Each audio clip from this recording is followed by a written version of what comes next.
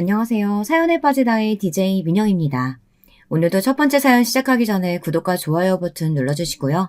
그럼 오늘의 사연 함께 시작해 볼게요. 안녕하세요. 저는 돌진한 딸아이를 키우며 온라인 매장을 운영하고 있는 20대입니다.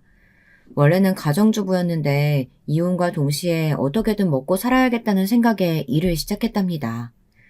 물론 초반에는 친오빠의 도움을 받았지만 지금은 제 힘으로 잘 해내고 있죠. 딸아이와 밖에 나가면 많은 분들이 놀라세요. 우선은 제 나이에 놀라시고, 두 번째로 아이 엄마라는 사실에 놀라시고, 마지막으로는 제가 이혼했다는 사실에 충격을 받기도 하시죠. 아니, 뭐가 급해서 그렇게 일찍 결혼했느냐고 하시는 분도 있으시고, 이혼은 왜 했는지 궁금해 하시는 분도 많답니다. 하지만 그때마다 저는 웃음으로 일관했어요. 그 당시에 이야기는 하고 싶지도 않았거든요. 그런 제가 이렇게 용기를 내서 사연을 쓰겠다는 생각이 들었던 것은 전 남친을 우연히 결혼식장에서 만났기 때문이랍니다. 친구 결혼식이라고 해서 갔는데 신랑 측 자리에 전 남편이 보이더라고요. 저를 본 전 남편은 사색이 된 얼굴을 하고 있었죠. 그것도 그럴 수밖에 없는 것이 양육비를 미루고 있어서 제가 내용 증명을 보냈었거든요. 저를 보고 도망치는 전 남편을 만난 것이 원인인지 꿈에 시댁이 나오더라고요. 꿈자리가 더럽다는 말을 많이 하잖아요. 딱 그랬죠. 그래서 깨자마자 몸서리를 치고는 이렇게 사연을 쓰기로 했습니다. 가족을 제외한 그 누구에게도 고백하지 못했던 사정을 이야기하고 싶었거든요. 저는 결혼 2년 만에 만삭의 몸으로 이혼을 했습니다. 결혼을 하지 말았어야 했는데 그때는 뭐가 그렇게 좋았는지 모르겠어요. 남편을 만나 연애를 하며 이게 진짜 행복이다 싶었거든요. 저한테 잘해주기도 하고 같이 있으면 기분 좋은 일들이 많았기 때문에 재미있었어요. 하지만 갑자기 아이가 생겼을 때는 말 그대로 멘붕이 왔어요. 만약 이 사실을 알고 남편이 기겁하고 헤어지자고 하면 어떻게 하나 걱정이 되었거든요. 하지만 남편은 임신 고백에 뛸 듯이 기뻐하면서 당장 부모님께 인사를 드리고 결혼을 하자고 하더군요. 그 말을 듣는데 눈물이 핑 돌았어요. 아이를 가지면 감수성이 높아진다고 하던데 그것 때문인진 모르겠지만 그냥 고마웠답니다. 우리한테 아이라니 이런 기쁜 소식이 어딨어. 우리 당장 부모님께 인사드리고 결혼부터 하자. 배 더 부르기 전에 식 올려야지. 세상에 내 아이라니. 아이 때문에 결혼 생각하고 있었다면 꼭 이럴 필요 없어. 내가 알아서 할 수 있어. 그게 무슨 소리야. 설마 다른 생각하고 있었어? 그런 건 아니지? 우리 아이인데 뭘 혼자서 알아서 하겠다는 말이야. 만약 무서운 생각하고 있는 거라면 어림도 없어. 알겠어? 혼자서 할 수 있다는 제 말에 오히려 무섭게 화를 내던 것은 남편이었죠. 바보같이 그 순간 얼마나 감동받고 기뻤는지. 그때는 우리 앞에 얼마나 힘든 일들이 기다리고 있을지 상상도 못했거든요. 그 첫 시작은 저희 오빠였어요. 제게는 나이 차이 많이 나는 오빠와 언니가 있었어요. 부모님께서 돌아가시고 저를 키운 것이나 다름없는 두 사람이었죠. 오빠는 해외에 있어서 그나마 어떻게든 피해볼 수 있다고 해도 언니는 어림도 없었죠. 언니에게 사귀는 사람이라고 남편을 소개시켜줬을 때부터 언니는 마음에 들어하지 않았어요. 사람이 너무 우유부단하고 눈치가 없어 보인다고 말하더라고요. 사실 남편이 좋게 말하면 둥글둥글한 성격이라고 하지만 다른 사람들 말에 쉽게 흔들리는 편이었거든요. 흔히들 팔랑귀라고 하죠. 제가 남편이 아이 소식에 당장 결혼하자고 나선 모습에 감동을 받은 것도 평소의 모습과는 다르게 결의에 찬 모습을 보여주었기 때문이었답니다. 그런 남자와 제가 결혼을 한다고 하니 당연히 인상부터 썼죠. 결혼이라니 말도 안 되는 소리 하지 마. 네 나이가 몇인데 벌써 결혼이야. 그리고 너희가 연애를 무슨 몇 년씩 한 것도 아니고 아직 1년도 안 만났다며. 길게 만난다고 그 사람을 다 아는 것도 아니잖아. 우리 사랑해. 그이는 나 많이 아껴주고 배려해준다고. 그런 사람보다 더 좋은 사람 만난다는 보장이 어딨어. 내 인생에 딱 한 번일 수도 있잖아. 언니는 제 말에 가슴을 탕탕 때리며 답답해했죠. 저는 결국 아이가 생겼음을 고백했습니다. 언니는 입을 떡하고 벌리더니 무슨 아이냐고 난리를 피웠죠. 그리고는 그 길로 병원으로 가자고 했어요. 저는 언니 앞에 산모수첩을 내밀며 사주가 되었다고 말했습니다. 언니는 망부석처럼 굳어서는 뚫어져라 산모수첩을 바라보았어요. 그리고 진짜 제가 엄마가 되었다는 사실에 긴 한숨을 내쉬었죠. 언니는 꼭 나와야겠냐고 했어요. 저는 다른 생각을 해보지 않았으며 남편 역시 저와 같은 생각이라고 했죠. 언니는 우선 알겠다고 하더군요. 하지만 저희 가족의 반대는 시댁에 비할 바가 아니었어요. 저는 드라마 속에서나 있을 법한 가족 구성원을 처음 봤는데요. 말 그대로 의사 가문이더라고요. 남편은 삼남 이녀의 막내였는데요. 위로 있는 누나며 형들이 다 의사의 약사더라고요. 시아버님이 원장이신 병원에 다들 근무하고 있었죠. 남편도 의사였냐고요? 그건 아니었어요. 남편은 병원에서 경영을 맡고 있었답니다. 남편의 말에 의하면 몸이 약해서 오래 앉아 공부할 수 없었다고 하는데 지금 생각해보면 겁이 많기도 하고 공부를 그렇게 잘했던 것은 아닌 것 같아요. 하여튼 그런 가족이라는 소리를 들었을 때 살짝 긴장이 되기도 했어요. 혹시나 싫어하면 어떻게 하나 하고 말이죠. 그리고 혹시는 역시가 되어 제게 돌아왔죠. 가족들 전부가 맹렬하게 반대하는 것은 아니었어요. 남편의 형제들은 아무런 관심이 없었고 시아버지께서는 인상을 쓰기는 하셨지만 제가 아이를 가졌다는 소리에 한숨을 내쉴 뿐 딱히 반응이 없으셨죠. 하지만 시어머니께서는 다르셨어요. 인사를 드리는 처음부터 마지막에 집에 나올 때까지 한마디도 하지 않으셨죠. 어머님도 아버님도 다들 내가 마음에 들지 않으신 것 같은데. 아니야. 임신했다는 소리에 놀라셨을 뿐이야. 우리 부모님들 나쁜 분들 아닌데. 아버님은 한숨만 내쉬고 어머님은 아무 말씀도 하지 않으셨잖아. 분명 못마땅해하는 얼굴이셨다고. 반대하시면 어떡해? 남편은 제 말에도 절대 그런 일은 없으니 자기만 믿으라고 큰 소리를 치더군요. 믿음직스럽지는 않았지만 당시에 저는 할 수 있는 것이 없었기 때문에 알겠다고 고개만 끄덕였죠. 그런데 시어머니께서 다음 날 저를 따로 밖으로 불러내셨어요. 그리고는 저를 데리고 가신 곳은 산부인과였죠. 정말 제가 임신을 했는지 확인을 해봐야겠다고 하시더군요. 제가 거짓말을 할지도 모르니 자신이 아는 곳으로 가야겠다고 하시는데 정말이지 감정이라고는 조금 더 찾아볼 수 없는 말투셨어요. 너무 건조해서 화조차도 나지 않더군요.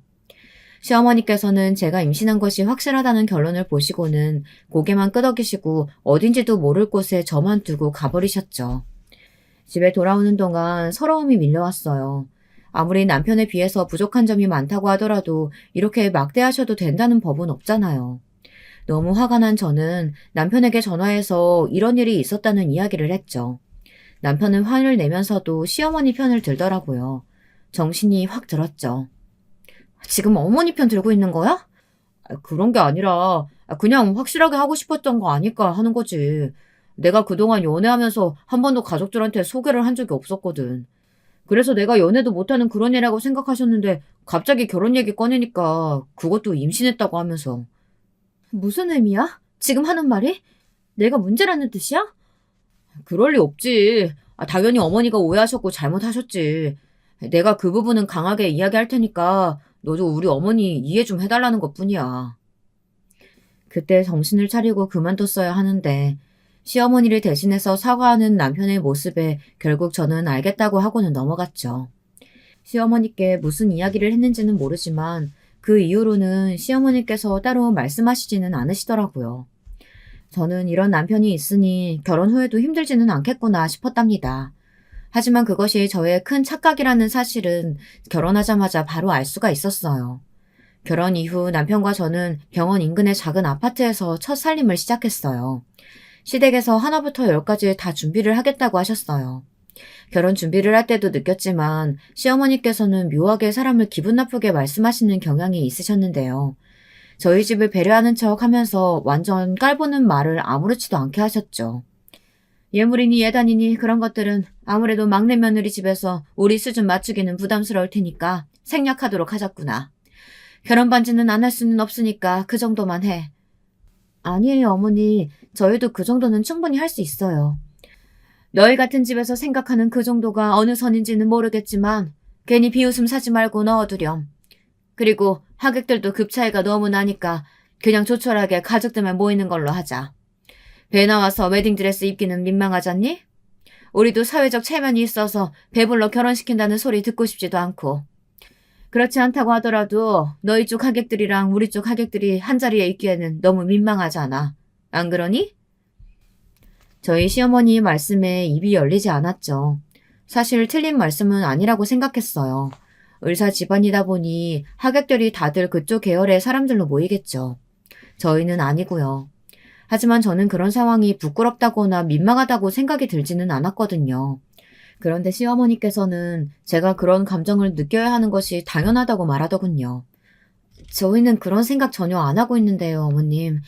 초기에 조심해야 하기 때문에 신혼여행은 따로 가지 않기로 했지만 결혼식은 평범하게 성당에서 진행하자고 약속했고 이미 장소도 확보했어요. 제가 부모님이 일찍 돌아가셔서 하객들이 많이 오시지는 못하겠지만 그렇다고 그날 오실 분들이 부끄럽지는 않아요. 제 말에 시어머니께서는 한동안 말씀이 없으셨어요. 저는 최대한 아무렇지 않다는 얼굴을 하고 있었고요. 시어머니께서도 피식하고 웃으시더니 저한테도 자존심이 있다는 거냐고 하시더니 마음대로 하라고 하셨죠. 그마저도 너무 기분이 나빴는데 시어머니께서 그 뒤로는 아예 저를 보려고 하지 않으셔서 뭐라고 말도 못했습니다. 그 상태로 결혼을 하고 다시 마주했을 때 저는 전혀 다른 사람을 만난 기분이었어요. 결혼하고 처음으로 시댁에 갔죠. 남편은 아직 좀 더 안정하는 것이 좋지 않겠냐고 자기 혼자 가겠다고 했지만 저는 괜한 트집을 잡히고 싶지 않아서 함께 가겠다고 고집을 부렸어요. 저는 곧 그런 저의 결정을 후회했답니다. 집에 들어서는 순간부터 시작해서 시어머니의 잔소리 폭격이 기다리고 있더라고요. 인사를 드리고 나서 시아버지께서 몸 컨디션은 어떤지 병원은 다니고 있는지 물어보셨죠. 원래 다니던 병원이 있었는데 남편이 자기네 병원으로 옮기는 것이 어떻겠느냐고 했고 저도 꼭 지금의 병원일 필요는 없다고 생각했기에 그렇게 하겠다고 말했죠. 저는 병원에서 들었던 이야기를 그대로 전했고 시아버지께서는 무리하지 않도록 조심하고 영양제를 꼭 챙겨 먹으라고 해주셨어요. 처음에는 한숨까지 내쉬면서 걱정했는데 우려했던 것과는 다른 모습이었죠. 하지만 시어머니는 전혀 달랐어요. 인사가 끝나자마자 저를 주방으로 부르시더군요. 너는 뭐라도 할 줄 아는 거 있니? 막내 얼굴이 반쪽이 되었던데 병원에 큰일이 있는 것도 아닌데 그렇게 살이 빠질 정도면 도대체 얼마나 네가 들들 볶았는지 알겠구나. 너는 아주 뒤룩뒤룩 살이 찌는데 말이지. 그이가 최근에 5kg나 살이 쪄서 다이어트 한다고 운동을 시작했거든요. 효과가 나나 보네요. 지금 말 대꾸하니? 어른이 그렇다고 하면 그런가 보다 하고 입 다물고 고개나 끄덕일 것이지. 하긴 그런 거 가르쳐줄 어른이 없었으니 뭘 배울 수 있었겠어. 어머님께서 오해하고 계신 부분이 있다면 솔직하게 말씀드리는 것이 아랫사람으로서 해야 할 도리라고 생각했을 뿐이에요. 그게 어머님 기분 상하게 만들었다면 죄송합니다.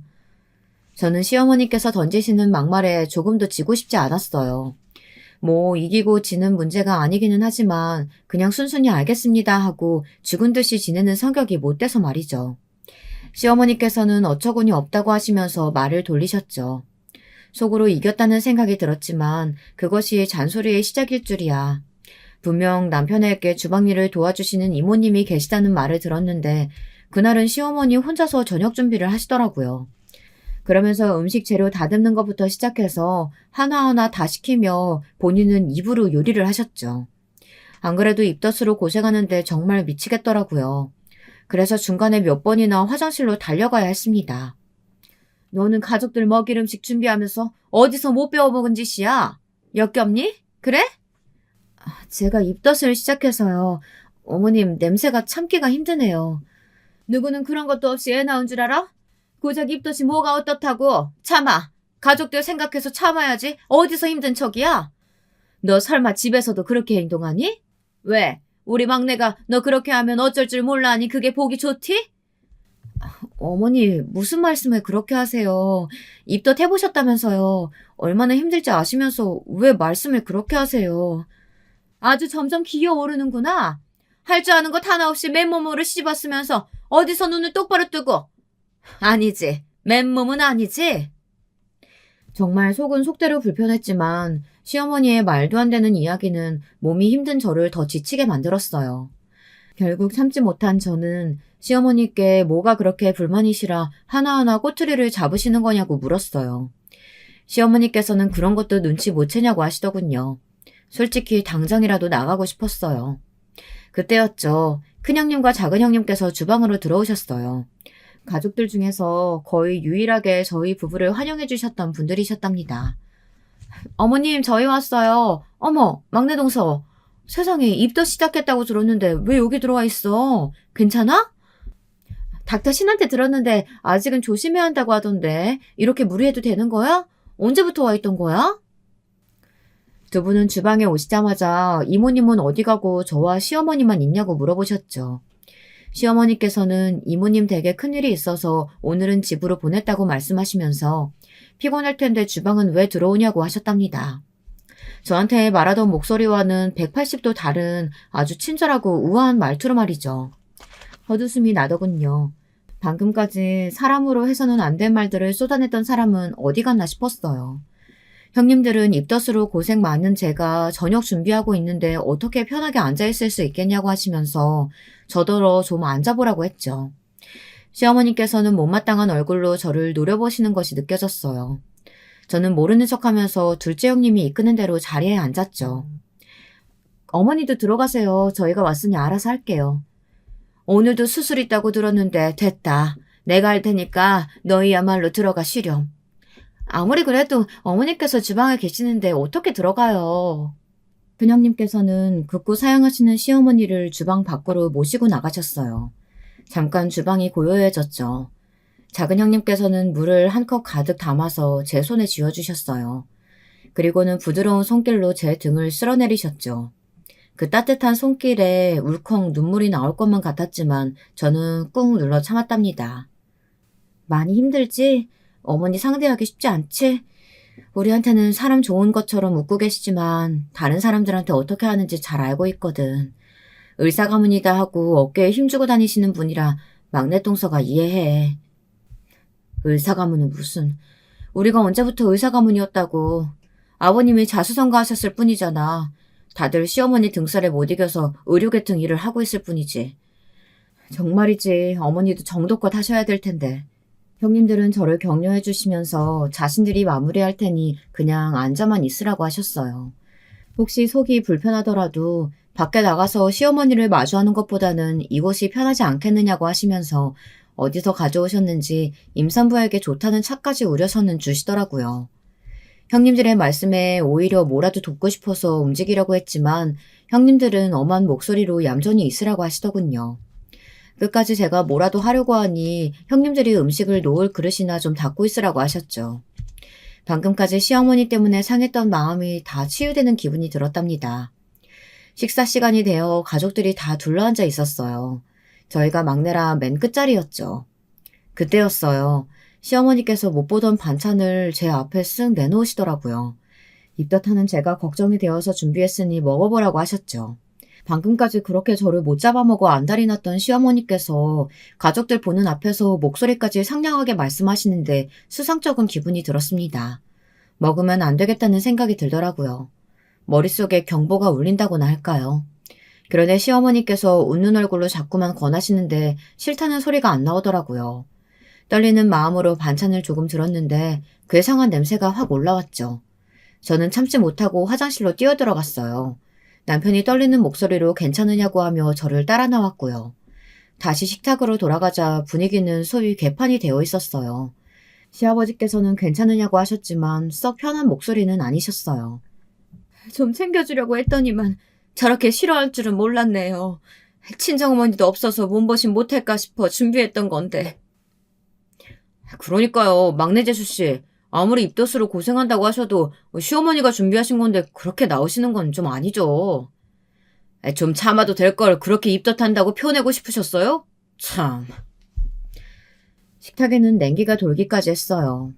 어떤 말도 할 수가 없었어요. 머릿속이 새하얗게 변했거든요. 이미 식탁에는 제가 먹어야 했던 반찬은 사라지고 없었죠. 그 순간 저를 구해준 것은 시누이였어요. 큰 시누이는 해외 연수로 자리에 없었지만 막내 시누이는 계셨거든요. 언제 주방으로 들어가셨는지 시누이가 방금 제가 먹으려 했던 음식을 숟가락으로 담아오시더니 이게 뭐냐고 큰 소리를 지르셨죠. 이게 뭐야? 아니, 아예 맛이 갔는데? 이거 육회 아니야? 엄마, 이거 육회 맞죠? 임산부한테 육회 주는 사람이 어딨어요? 거기다 완전 상했네. 무슨 소리야? 내가 오늘 가져왔는데. 그리고 그 정도는 오히려 산모한테 좋다고 했어. 막내 시누이는 누가 그런 말을 했느냐고 하더니 아무리 그렇다고 하더라도 상한 음식을 사람에게 주는 것은 아니지 않느냐고 짜증을 냈죠. 그러고는 냉장고에 가서 남은 육회도 없던데 그럼 어디다 두셨냐고 묻기까지 했어요. 시어머니의 얼굴은 삽시간에 붉어지더니 자기가 고의로 그런 것도 아니지 않느냐며 실수라고 하셨죠. 하지만 저는 알 수 있었어요. 급 상냥해진 말투나 과한 웃음을 봐서는 분명 시어머니는 알고 있었던 것이 분명했거든요. 너무 화가 치밀어 올랐지만 아무런 증거도 없는 상황에서 말을 할 수는 없었습니다. 하지만 형님들은 눈치를 채신 것 같았어요. 잔뜩 얼굴을 굳히셨거든요. 시댁에서 집으로 돌아오는 길, 저는 남편에게 사실대로 이야기를 했지만 남편은 그럴 리 없다고 펄쩍 뛰더군요. 저도 오해하고 싶지는 않지만 솔직히 음식이 상했다는 것을 시어머니께서 정말 모르셨다는 것이 말이 되는 소리냐고 했죠. 남편은 끝까지 시어머니가 그럴 사람이 아니라고 하며 오해하지 말고 화를 풀라고만 했습니다. 답답하더군요. 이 사연을 듣고 계시는 분들 생각은 어떠신가요? 진짜 제가 오해한 것일까요? 아니면 시어머니께서 계획을 갖고 준비하신 걸까요? 그 일이 있고 나니 시댁에 가는 것이 좀 무서워졌어요. 시어머니께서 주시는 것은 어느 것 하나 먹으면 안 되겠다는 생각이 들더라고요. 다행인 것은 형님들이 저와 같은 생각을 하셨다는 것이었죠. 형님들께서는 시댁에 가기 전에는 꼭 자기들 중 한 사람과 가도록 하고 몸이 불편하다고 이야기하고는 오지 말라고 하시더군요. 시어머니께서 음식으로 그렇게까지 나오실 것이라고는 생각도 못했다고 말이죠.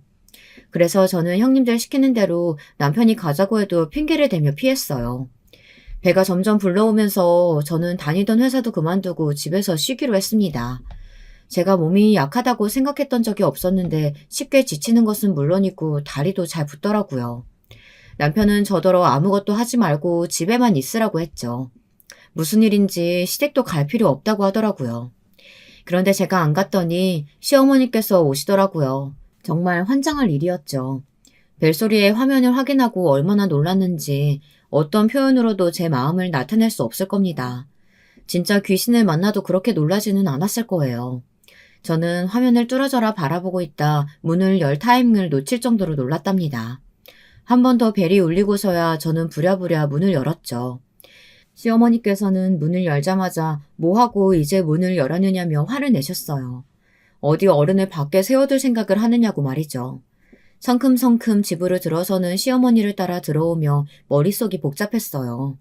누군가에게 SOS를 쳐야 하나 고민이 되었지만 시어머니께서는 정신없이 몰아붙이셨죠. 집고락선이 좀 봐라. 도대체 뭐하고 있니? 집에서 쉬고 있었다면서 아무것도 안 하고 빈둥거리기만 하는 거야? 너는 우리 아들 피 빨아먹으려고 결혼했니? 적어도 남편이 밖에서 힘들게 일하고 돌아오면 편하게 쉴 수 있도록 살림은 제대로 해야 될 거 아니야? 저희가 이것저것 많이 사서 쌓아두지 말자고 약속을 했다 보니 집이 좀 썰렁해 보이시죠? 그래도 애기 물건은 하나씩 잘 준비하고 있어요, 어머님. 이 먼지는 뭐니? 청소는 안 하니? 먼지요? 어머님, 어디 먼지가 있어요? 오전에 큰형님께서 사람 보내주셔서 청소했거든요. 시어머니께서는 제가 큰형님 이야기를 꺼내자 금방 입을 다물고 계셨죠. 그리고는 뭐라도 하나 걸고 넘어지고 싶으신지 아주 눈에 쌍심지를 켜고 둘러보시더군요. 하지만 딱히 잡을 것이 없다고 생각이 들었는지 인상을 쓰고는 자리에 앉으셨죠. 저는 잔뜩 부른 배로 시어머니께 차와 과일을 대접했어요. 시어머니께서는 차 맛이 이상하다고 다시 해오라고 하시더군요. 저는 별말 없이 다시 준비했죠. 그런데 이번에도 시어머니께서 맛이 엉망이라고 하시면서 다시 하라고 하셨어요. 저는 무거운 몸으로 몇 번이나 움직이면서 치밀어 오르는 화를 꾹꾹 참아야만 했습니다. 하지만 세 번째 차 맛이 마음에 들지 않는다고 하셨을 때는 도저히 참을 수가 없겠더라고요. 네 번째로 차를 다시 내오면서 이번에는 처음부터 아무 말 못하게 못을 박았습니다. 저희 신혼 때 어머님께서 주셨던 것이에요. 알려주신 대로 우렸는데 어떠실지 모르겠네요. 내가 준 게 언젠데 아직도 다 안 마시고 남아있단 말이야? 너는 내가 챙겨 먹으라고 그렇게 말했는데 내 말이 웃음니? 설마요. 저희 언니가 입맛이 심할 때 입에 잘 맞는 음료를 권해줬는데 그게 너무 잘 맞아서 다른 것을 마실 생각을 못했어요. 오늘 어머님 오셔서 내왔는데 드셔보세요, 어머님. 됐다. 생각 없다. 시어머니께서는 생각이 바뀌었다고 하시면서 찻잔을 앞으로 밀어내셨죠. 저는 순간 이 차가 무엇이 되었든 안 마시길 잘했다는 생각이 들었어요. 나중에 어떤 차인지 따로 알아봐야겠다는 생각이 들었고요. 시어머니께서는 별 말씀 없이 앉아 계시더니 갑자기 예정일이 언제냐고 물어보셨어요. 그때가 35주라 얼마 남지 않았다는 말과 함께 아직은 딱히 나올 기미가 보이지 않는다고 말씀드렸죠. 조리원이나 이런 것들은 병원에서 다 알아서 준비했을 테고 아이 태어나면 키워주실 유모를 따로 알아봤으니 너는 신경 쓰지 말고 그분한테 맡겨. 유모요? 맡기라니 무슨 말씀을 하시는 거예요? 당연히 아이는 제가 키워야죠. 모유도 챙겨줘야 하고요. 모유야 딸이 보관하면 되니까 알아서 받아두고. 귀한 우리 집안 자손인데 아무 손이나 타게 둘 수는 없잖아. 유명하신 분 겨우 초빙했으니까 너는 그냥 애만 낳아. 정말 기가 막히는 소리였죠. 아니 친엄마가 멀쩡히 있는데 이게 무슨 소리인가 싶었습니다. 저는 당연히 제가 키울 것이고 유모는 필요 없다고 단호하게 선을 그었어요. 시어머니께서는 자기가 다 준비했는데 무슨 헛소리냐고 하시면서 괜한 일에 힘 빼지 말라고도 하셨어요. 정말이지 억장이 무너지는 순간이었어요. 저는 당연히 절대 안 된다고 하며 시어머니께서 무엇을 준비하셨든 필요 없다고 말했습니다. 아니 너 같은 애 유전자 받아 태어나는 것 자체가 이미 출발점에서 뒤처졌다는 말이나 다름없는데 어릴 때부터 제대로 우리 집 사람으로 키워야 할 것 아니냐? 남자 하나 잘 만나서 팔자 고쳐보려고 남자 앞에 엎어진 네가 뭘 가르칠 수가 있어? 어머님, 진짜 말 그렇게 하지 마세요. 저희가 결혼 전에 애 가진 것은 맞는데요. 제가 무슨 팔자를 고쳐요? 의사 집안이요? 그게 무슨 소용이 있는데요. 어머님께서 그렇게 자랑하시는 의사 집안, 저한테는 그렇게 중요한 거 아니었거든요. 뭐 어째? 이게 아무것도 아닌 거 받아줬더니 넙죽 엎드려서 기어다녀도 모자를 파네. 뭐라고? 시어머니께서는 버럭하시며 주제도 모른다고 소리를 지르셨어요. 순간 아랫배가 당기는 기분이 들었죠. 저도 모르게 배를 움켜쥐고 소리를 질렀어요. 시어머니께서도 순간은 놀라신 모양인지 배가 아프냐고 물어보시더군요. 제가 대답도 못하고 신음소리를 내며 핸드폰을 찾자 시어머니께서는 묻는데 왜 대답 안 하냐고 하시더라고요. 그 와중에도 말이죠. 징글징글했어요.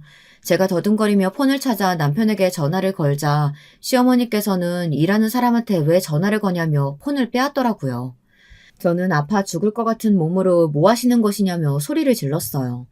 하지만 시어머니께서는 아프면 119나 부르라고 하셨죠. 그리고는 119를 눌러서 폰을 들려주시고는 그냥 가버리셨답니다. 정말 눈물이 났어요. 어떤 정신으로 통화를 했는지는 모르지만 정신을 차려보니 병원이더군요. 남편이 하얗게 질린 얼굴로 왜 자신에게 연락을 하지 않았느냐고 걱정스러운 얼굴로 저를 바라보고 있었어요. 다행스럽게도 아이에게 문제가 생긴 것은 아니더군요. 그래도 하루 이틀은 병원에서 입원해서 보자고 하셨어요. 태어나고 집에 돌아왔을 때까지도 저는 남편에게 시어머니와의 일은 이야기하지 않았습니다.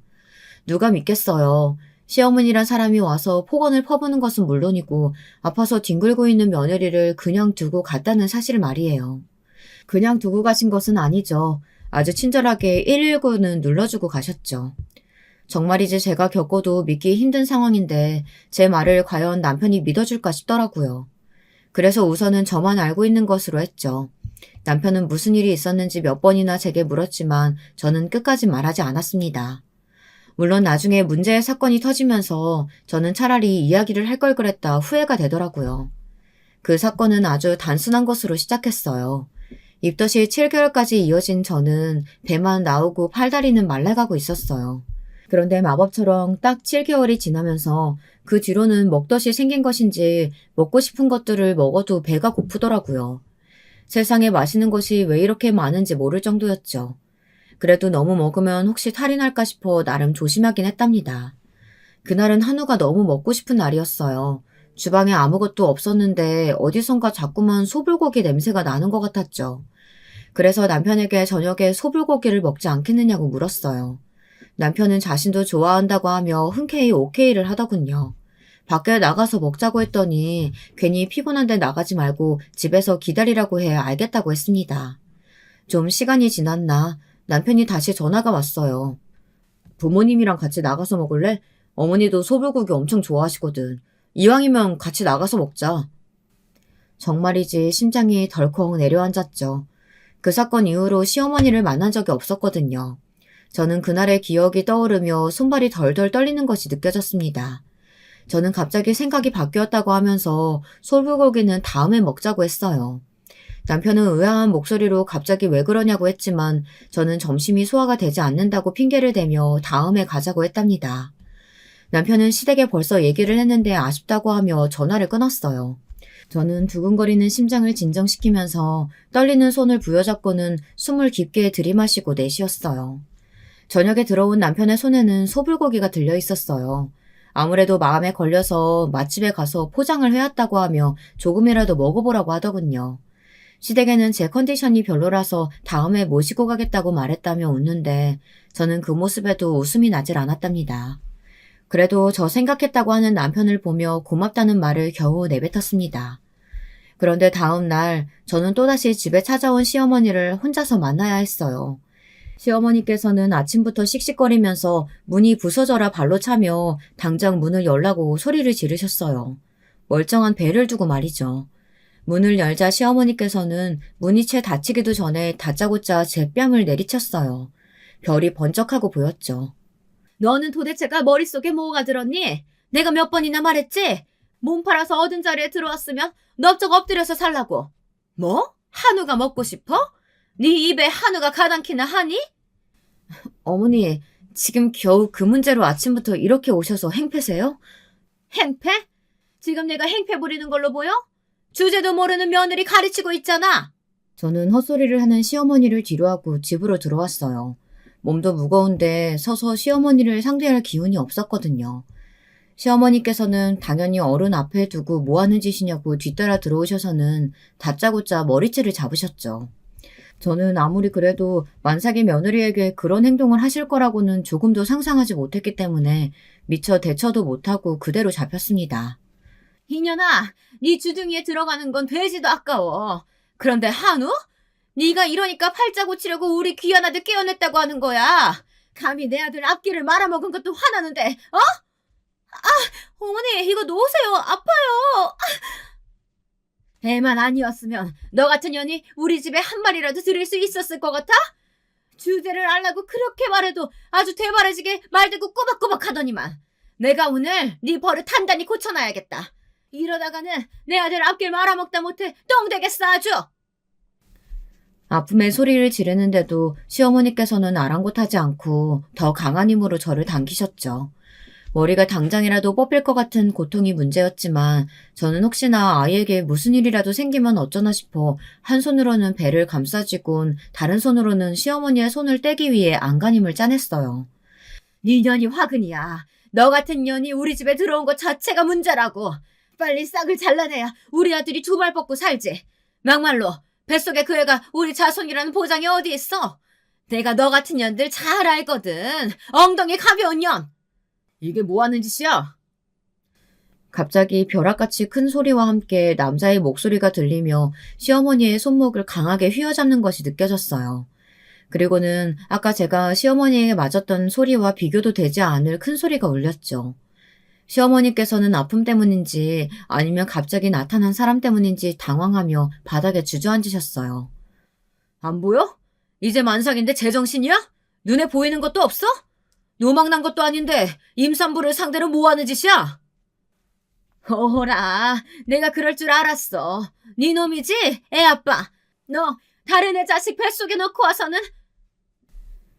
시어머니께서는 제 불륜의 순간을 잡았다며 벌겋게 부어오른 뺨을 손으로 감싸주고는 신이 나서 떠들어대셨죠. 오빠는 무슨 미친 소리냐고 하며 여동생을 보러 왔는데 당신은 누구냐고 소리를 질렀어요. 그 소리에 시어머니의 표정은 삽시간에 굳어버렸어요. 이제 곧 출산한다고 해서 와봤는데 설마 시어머니는 아니지? 어떻게 시어머니란 사람이 만삭 며느리 머리채를 잡아? 저는 제 앞을 막아서는 오빠의 팔을 붙들고는 대성통곡을 하고 말았죠. 오빠에게 보여주고 싶지 않았던 모습을 보여준 것 같아 부끄럽기도 하고 안심도 되었거든요. 공포의 순간이 끝난 것 때문인지 다리에 힘이 풀리면서 주저앉을 뻔도 했지만 당황한 오빠가 저를 안아들면서 그것만큼은 피할 수 있었죠. 오빠는 저를 붙들면서도 시선은 시어머니를 떠나지 않았어요. 시어머니께서는 허둥거리던 것도 잠시 오히려 큰 소리를 지르며 말씀하셨어요. 오빠라고 하니까 그래, 내가 한마디 하죠. 아니, 동생 교육을 어떻게 시켰길래 결혼 전에 덜컥 임신부터 하질 않나? 그렇게 집안에 똥칠하면서 들어왔으면 죽은 듯이 지내기는커녕 집안을 휘젓기만 하고. 진짜 내가 막내 며느리 잘못 들인 죄로 어디 얼굴 들고 다니질 못해요. 알아요? 임신은 혼자 합니까?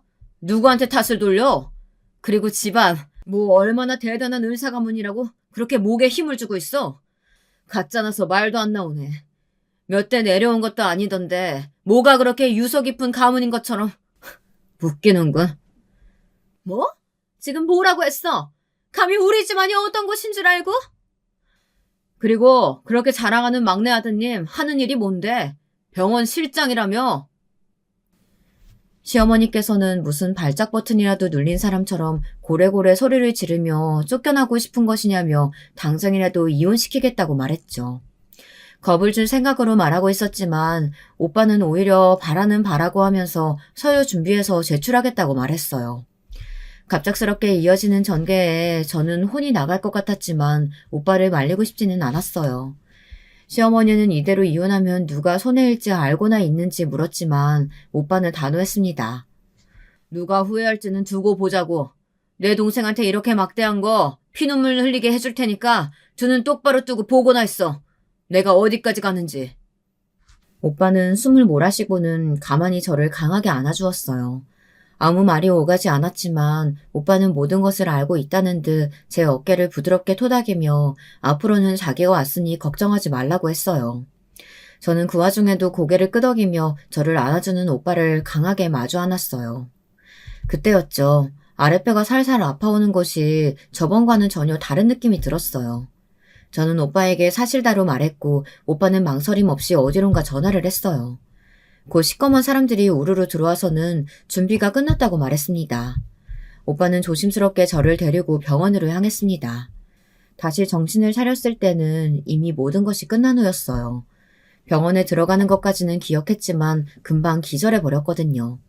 아직 주스가 좀 남았지만 수술을 통해 예쁜 딸아이가 태어났다고 알려주셨죠. 호화스러운 병원에 저는 깜짝 놀랐어요. 오빠는 자신이 잘 아는 곳으로 옮겼으며 그동안 다녔던 병원으로부터 충분히 자료를 받았으니 너무 걱정할 필요 없다고 말했어요. 저는 어안이 봉봉했지만 고개만 끄덕였죠. 곧 문이 열리고 언니의 모습이 보였어요. 출장에서 돌아오자마자 병원으로 직행한 것 같았습니다. 언니는 제가 몸 상한 곳이 없는지 확인하더니 말없이 저를 안아주며 앞으로는 언니가 곁에 있어줄 테니 아무것도 걱정할 것 없다고 했습니다. 아마도 오빠에게 이야기를 다 들었던 것 같더라고요. 저는 괜찮다고 말하고 싶었지만 목이 잠겨서 잘 나오질 않았어요. 오빠는 몸이 많이 상했다고 하며 억지로 말하려고 하지 말고 좀 쉬고 있으라고 했습니다. 그때였죠. 아니, 아내를 만나러 왔다는데 왜 막아섰는데요? 이봐요, 내가 아이 아빠라니까요? 내 아내 있다고. 저 새끼는 내가 분명 오지 말라고 했는데 어디서. 정리 안 했어? 서류 넘기라고 했잖아. 도대체 뭐 한다고 서류 준비가 이렇게 느려? 내가 해? 서류 넘겼어. 이혼 서류 작성하는데 얼마나 걸린다고. 저는 언니와 오빠의 빠른 행동력에 고개를 절레절레 흔들면서 남편을 만나겠다고 말했어요. 오빠는 무슨 미련이 남아 만나려고 하느냐고 했지만 저는 확실하게 정리하겠다고 하며 남편을 들여보내달라고 말했습니다. 오빠의 손짓에 문이 열리면서 남편이 들어왔습니다. 남편은 자신을 노려보는 오빠와 언니의 모습에 흠칫 몸을 떨더니 곧장 제게 다가와서는 괜찮으냐고 제 손을 잡으려고 했습니다. 저는 당연히 그런 남편을 밀쳐내며 무슨 일이냐고 조용히 말했습니다. 병원 왜 옮긴 거야? 병원 갈 거면 우리 병원으로 오지. 진료도 다 거기서 봤는데 우리 애는 봤어? 내가 아무리 아빠라고 해도 못 보여준다고만 하더라고. 할 말이 그것뿐이야? 이혼 서류라고 무슨 종이를 받았는데. 아니지? 우리 아이도 태어났는데 갑자기 무슨 이혼이야. 안 그래?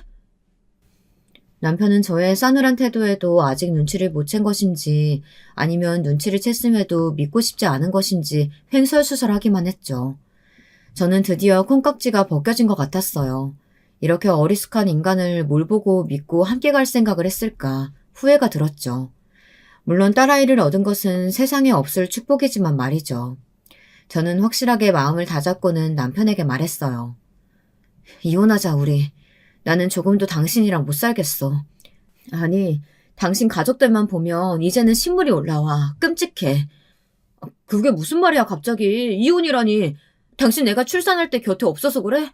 그건 나도 몰랐어. 여기도 누나가 알려줘서 왔다고. 당신이 나한테 말도 안 하고 바꿨는데 어떻게 알아? 그러니까 섭섭해하지 말고. 내가 그걸로 이렇게 한다고 생각해? 천만에. 내가 그동안 시어머니한테 어떻게 당했는지 당신 알고 있었잖아. 내가 직접 이야기한 적도 있었고. 그런데 그때마다 당신 뭐라 그랬어? 어머님이 그럴 리 없다고 하며 내가 오해한 거라고 말했잖아. 그런데 이제는 나도 못 참아. 여보, 그건 진짜 당신이 오해한 거야. 저는 아직도 오해 타령이나 하는 남편을 지켜보고 있을 수가 없었어요. 우리 둘의 대화를 듣고 있던 오빠가 제 앞을 막아서더니 오늘 있었던 일에 대해 남편에게 하나도 빼놓지 않고 이야기를 했어요. 이야기가 계속될수록 남편의 얼굴은 하얗게 질러가기 시작했죠. 그 와중에도 남편은 그럴 수 없다고 중얼거리더군요. 남편은 이게 다 진짜냐고 물었어요. 저는 담담히 얼마 전 병원으로 실려갔던 날도 이야기를 했습니다. 혼자만 알고 있었던 일이라 언니와 오빠도 충격을 받은 얼굴로 듣고 있었죠. 제 이야기가 끝나자 남편은 더 이상 서 있을 수 없었는지 바닥에 퍼져 앉아서는 어떻게 그런 일이 있을 수 있냐며 중얼거렸어요. 아마 이전 같았으면 그런 남편의 모습이 안쓰럽게 느껴지기도 했겠지만 이미 저는 마음이 돌아섰고 이혼을 결심했기 때문에 아무런 감흥이 없었습니다. 오빠는 이혼으로 넘어갈 생각하지 말라는 말과 함께 빨리 서류 정리를 해주면 그나마 먹고 살게는 해주겠다고 했습니다. 하지만 이미 남편의 귀에는 아무것도 들리지 않았어요. 남편은 비틀거리며 밖으로 나갔죠. 저는 오빠에게 무슨 생각이냐고 물었지만 오빠는 아무런 걱정하지 말고 그저 몸조리나 하며 아이의 이름이나 정하라고 하고 나갔습니다. 저는 오빠가 하는 일에 관해 구체적으로는 알지 못했어요. 언니야 국제 변호사라는 것을 알고 있었지만 말이죠.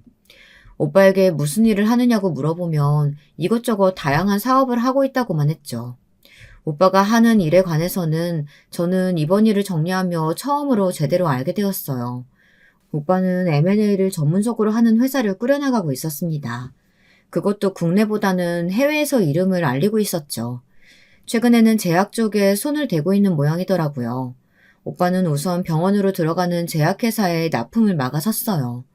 거기다 병원에 있는 환자들 가족에게 더 좋은 병원을 무료로 소개까지 해줬으며 일하는 사람들에게도 다른 병원을 더 좋은 조건으로 소개시켜 주었다고 했죠.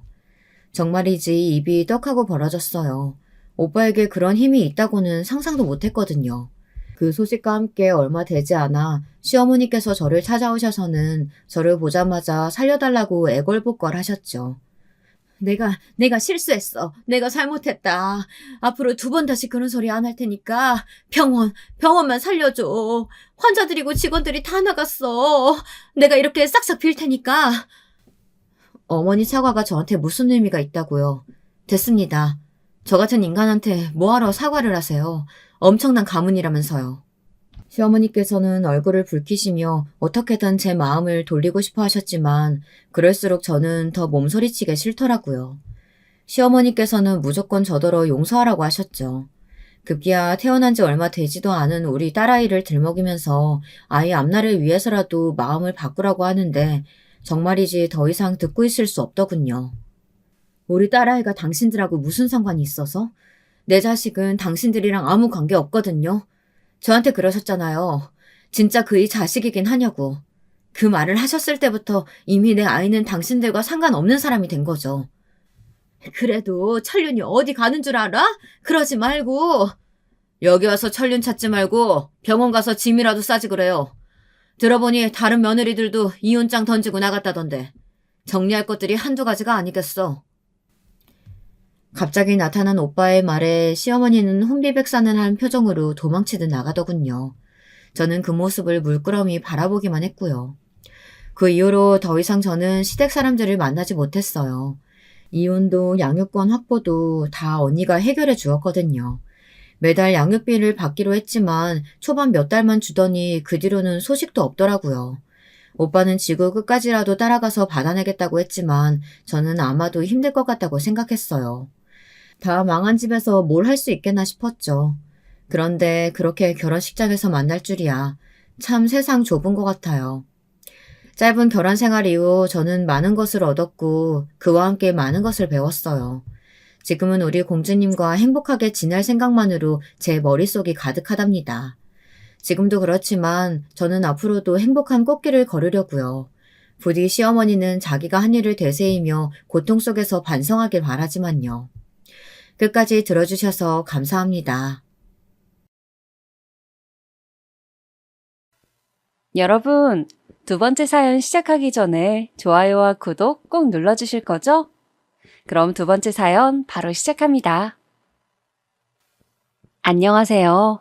저는 충청도 지방에서 거주하는 40대 후반의 여자입니다. 매일 재밌게 듣기만 하다가 저도 제보하고 싶은 일이 있어서 용기를 내보았어요. 여러분, 권선징악이라는 사자성어 다들 들어보셨죠?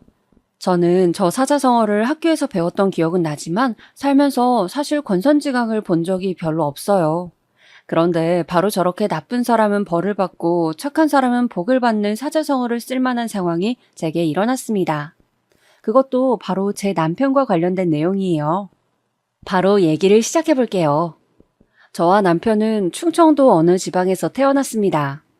저희가 태어나고 자란 고향은 되게 작은 동네이고 지금도 개발이 많이 되진 않았어요.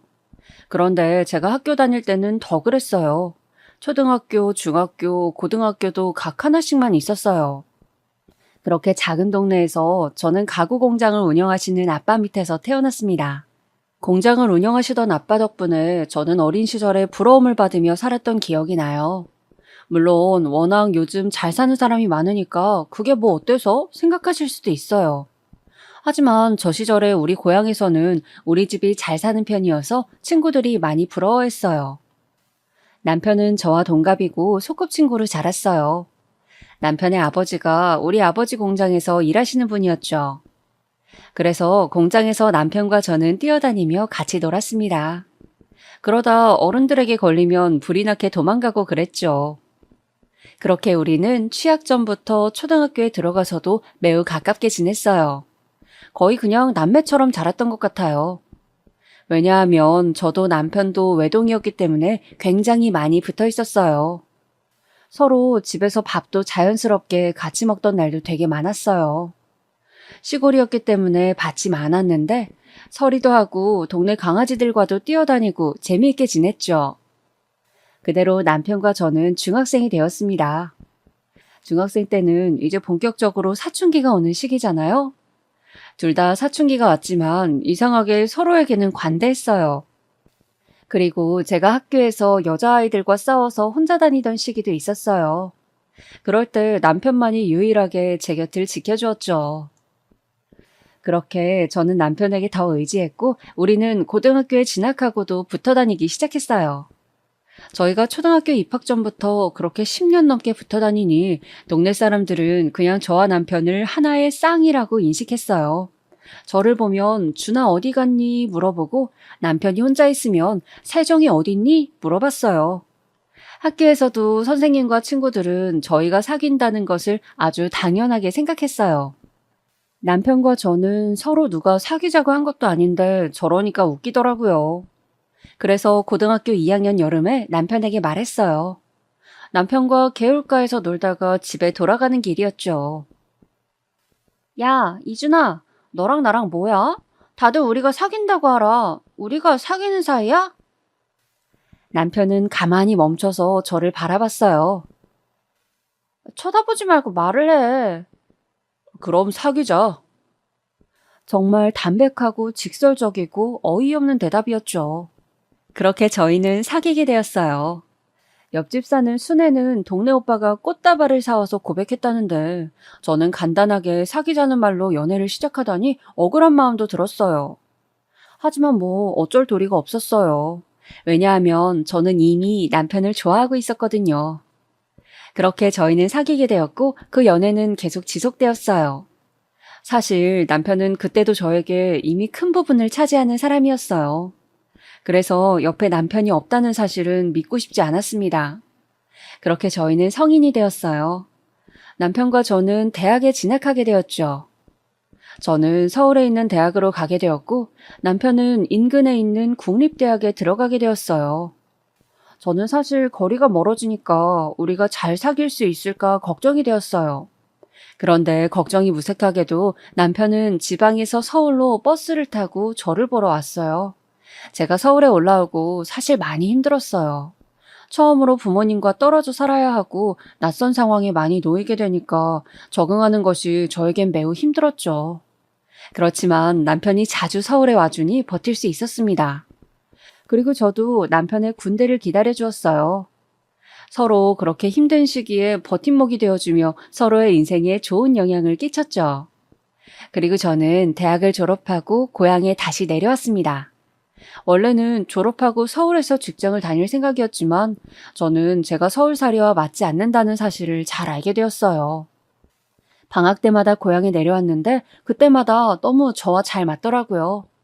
서울로 올라갈 때는 너무 막막하고 슬퍼서 매일 울었습니다. 그 정도로 서울살이를 힘들어했기 때문에 고향에 내려왔죠. 그리고 서울에서 대학을 나온 경력을 가지고 동네에서 보습학원을 열었어요. 아버지와 어머니도 고향에서 4대째 사시고 계셨어서 아는 사람이 매우 많으셨어요. 저도 고향에서 태어나서 자랐으니 당연히 아는 사람이 많았죠. 그래서 생각보다 보습학원이 매우 잘 되었어요. 그때쯤 남편은 대학교를 졸업하게 되었어요. 남편은 전공을 살려서 인근 지역 대기업에 취직하게 되었어요. 고향에서 1시간 정도 걸리는 거리에 있는 회사였어요. 그리고 둘 다 자리를 잡았으니 결혼 얘기가 자연스럽게 나오기 시작했죠. 사실 저 때쯤 저는 이미 결혼은 남편과 해야 한다고 생각했어요. 워낙 너무 어릴 때부터 붙어 다녔기 때문에 다른 남자와 결혼한다는 것은 상상도 어려웠죠. 그건 남편도 마찬가지였대요. 그리고 제가 시장에 가면 어른들이 그렇게 저한테 말씀하셨어요. 세정아, 너희 식은 언제 올리니? 아예 결혼한다는 그 사실 자체는 확정되어 있었고 식을 언제 올리는지가 관건이었죠.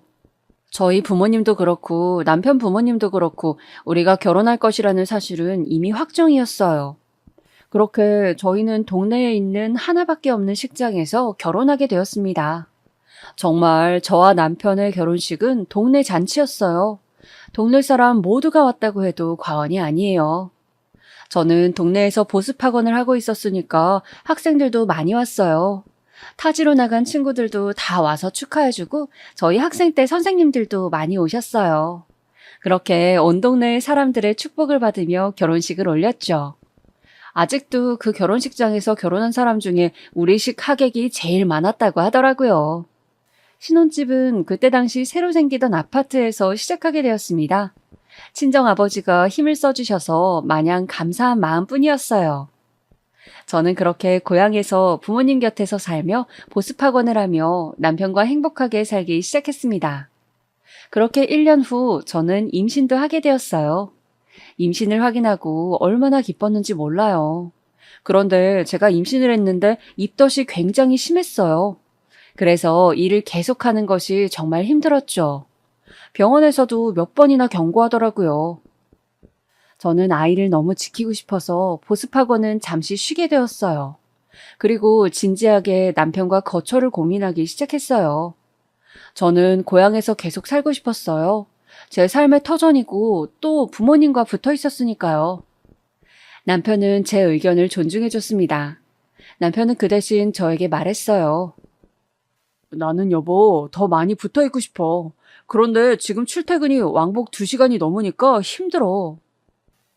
저는 남편의 말을 듣고 정말 안타까웠어요. 남편은 저 때문에 멀어도 고향에 사는 건데 그 결정이 오히려 남편을 힘들게 하는 것 같아서 마음이 좋지 않았습니다. 그래서 저는 친정아버지를 찾아가서 부탁했어요.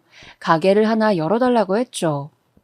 아버지는 제가 부탁하자 아주 흔쾌히 치킨집을 차려주셨어요. 아무래도 친정부모님이 옆에 계시니까 임신 기간 동안 많이 챙겨주셨죠. 시부모님도 워낙 어릴 때부터 봤던 분들이라 저를 친딸로 여기시던 분들이세요. 몇 번 위험했던 순간들도 있었지만 건강하게 공주님을 출산하게 되었죠. 남편과 머리를 맞대고 고민한 끝에 아이 이름은 채원이로 지었어요. 부모 마음은 부모가 되어야 안다고 하잖아요. 저는 정말 저 말에 100번 동의해요. 아이가 커가는 모습을 볼 수 있다는 것이 얼마나 행운인지 그때 알게 되었죠. 남편은 친정아버지의 도움으로 치킨집을 시내에 열게 되었어요. 우리가 학생 때 매일 가서 놀던 곳에 가게를 열게 되니까 기분이 색달랐어요. 저희가 고등학생 때 같이 학교 끝나고 시내를 돌아다녔거든요. 그래서 치킨집에 교복을 입은 학생들이 오면 얼마나 예뻤는지 몰라요. 저와 남편의 학생 때가 생각나더라고요.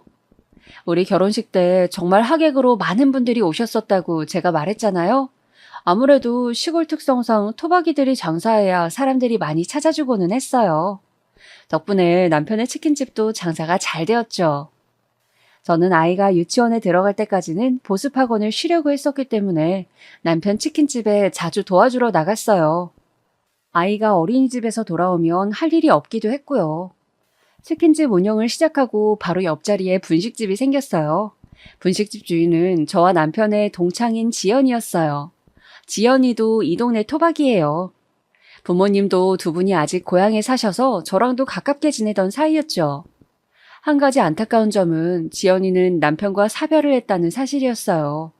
지연이는 결혼 전에 아이가 생겼는데 결혼식을 올리고 아이 얼굴도 보기 전에 남편이 교통사고로 사망했어요. 워낙 큰 추돌 사고여서 저도 그 사건이 똑똑히 기억이 나요. 지연이는 수입이 없으니 분식집을 열었다고 했어요. 동창들 옆에 가게를 내서 기분이 좋다고 하더라고요.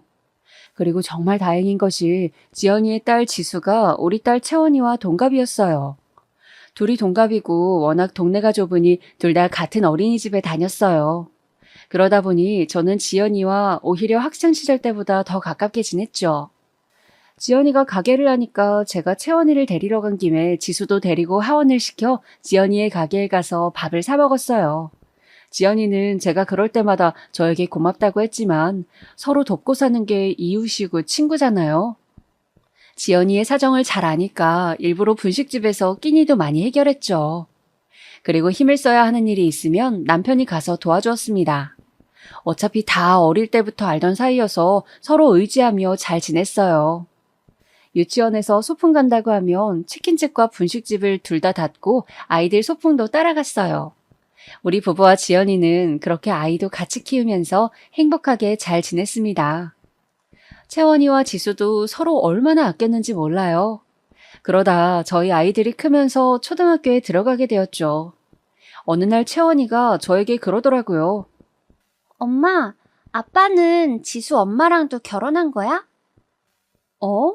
아니야. 아빠는 엄마랑만 결혼한 거야. 왜 그래? 학교에서 집에 오는데 어떤 할머니가 나한테 엄마가 2명이라 어떡하냐고 그랬어. 아유, 아니야. 아빠한테 물어봐. 채원이 엄마는 엄마 하나야. 채원이 말을 듣고 나니까 감정이 이상했어요. 제가 안쓰러워서 지연이와 가깝게 지냈고 남편도 워낙 어릴 때부터 알던 사이라 좋은 마음으로 같이 다녔던 건데 남들이 볼 땐 안 좋아 보일 수도 있겠다는 생각이 들더라고요. 그리고 제가 채원이가 초등학교에 입학하며 보습학원을 다시 열었거든요. 그래서 남편 치킨집에 자주 가지 못했어요. 남편을 굳게 믿었고 또 의심하고 싶지 않았지만 채원이가 저렇게 말하니까 또 여자 마음이란 게 마냥 편하지는 않더라고요. 그래서 다음날 일부러 학원에서 바로 집으로 가지 않고 치킨집으로 퇴근했어요. 치킨집에 말을 하지 않고 들어갔더니 거기에 지연이가 있더라고요. 세정아, 무슨 일이야? 남편 가게에 오는데 무슨 일이 있어야 오는 건 아니잖아. 그렇긴 하지. 당연히 장난이야. 기분 나쁜 건 아니지? 나도 장난이야. 괜찮아. 장난이라고 대답은 했지만 기분은 나빴어요. 남편을 쳐다보니 잘 왔다고 수고했다고 하더라고요. 그렇게 남편과 같이 퇴근해서 집으로 가는 길에 제가 기분이 안 좋아 보이자 남편이 먼저 말을 꺼냈습니다. 혹시 지연이 때문에 그런 거야? 여보, 오해 안 했으면 좋겠어. 정말 나는 여보밖에 없는 거 잘 알잖아. 자기를 의심하는 건 아닌데 그냥 동네에서 말이 나올까 봐 걱정돼서 그래. 우리가 어릴 때부터 붙어 다녔던 거 기억하지? 여기 사람들 다 우리 사이 아는데 무슨 걱정이야. 내가 더 잘할게. 너무 걱정하지 마. 남편이 저렇게 말해주니까 마음이 놓이더라고요. 그 뒤로 남편 가게에 몰래 찾아가도 지연이는 잘 보이지 않았어요. 남편이 말을 잘했나 보다 생각이 들며 고맙더라고요. 지연이 분식집에 찾아가도 지연이는 예전처럼 저를 반겨주었습니다. 그래서 속으로 내심 미안한 마음이 들었죠. 아무래도 지역이 좁아서 제가 더 걱정했었거든요. 시골 사셨던 분들은 다들 공감하실 텐데 지역 사회가 굉장히 좁거든요. 워낙 작은 일로도 소문이 금방 퍼지니까 저도 모르게 계속 조심하는 경향이 있어요. 예를 들어 제가 말 한마디를 하면 하루 만에 소문이 금방 퍼지더라고요. 또 아무래도 제가 보습학원을 운영하니까 더 그랬던 것 같아요. 학부모들 입김이 세니까 더 뒷말에 예민하게 반응하게 되더라고요. 아이를 낳기 전과 후도 다르더라고요. 예전에는 이 정도까지 조심하지 않아도 괜찮았는데 아이를 낳고 키우니까 조그만 일에도 신경이 곤두서게 되었어요. 서로 다 아는 사이니까 이런 부분에선 불편한 게 있더라고요. 그래서 마을 사람들 사이에서 무언가 우리 가족이 얘기거리가 되는 게 싫어서 더 예민하게 반응한 것도 분명 맞아요. 아무래도 부모님도 다 한 지역에 사시니까 그런 것 같아요. 친정아버지가 공장을 운영하신다고 하셨잖아요.